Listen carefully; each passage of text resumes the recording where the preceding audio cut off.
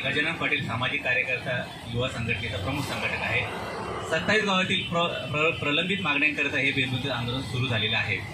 ते स्वतंत्र झाला तरीसुद्धा या कल्याण डोंबिवली महानगरपालिकेची 27 गावं आहेत ती आजही 27 गावं महापालिकेतून मुक्त करण्यासाठी स्वातंत्र्याची याचना करत आहेत, परंतु याकडे शासन आजपर्यंत कानाडोळा करत आहे।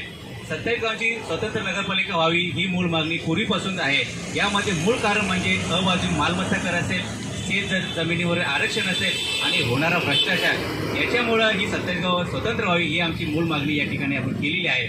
दुसरी मागणी अशी जी भीषण स्फोट डोंबिवली एमआयडीसीमध्ये झालं ते ज्या नुकसानग्रस्तांचा पंचनामे महसूल विभागामार्फत करण्यात आलं, या महसूल विभागातून केलेल्या पंचनाम्यानुसार ही नुकसान भरपाई तातडीने देण्यात यावी, नाहीतर प्रोबेस कंपनीसारखं 13 वर्ष झुलत राहू नये याकरिता आम्ही शासनाचं लक्ष वेधण्याकरिता हे आंदोलन सुरू केलेलं आहे। आणि तिसरी जी मागणी आहे